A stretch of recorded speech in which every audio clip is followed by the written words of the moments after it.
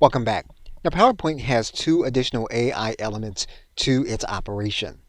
One you'll find within the Review tab, and you're going to see it here that you can check accessibility to make sure that if you're going to be giving your presentation to someone in order to read, that it is accessible to individuals that have accessibility issues. You can click here to check to make sure that there are no issues, and this means that your presentation is likely to be compliant with accessibility principles. Now, the other AI element that you have available to you is in the Home tab, and you're going to see it here in the right side, and you can open up what's called the Designer. And that's going to open up the panel on the right side.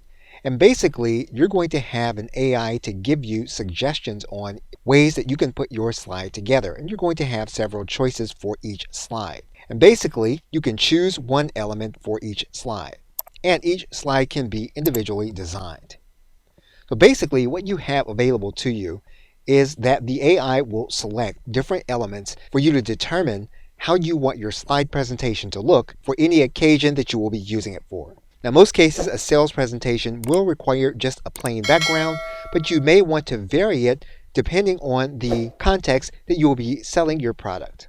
Okay, so with that, thanks, and I will see you in another video.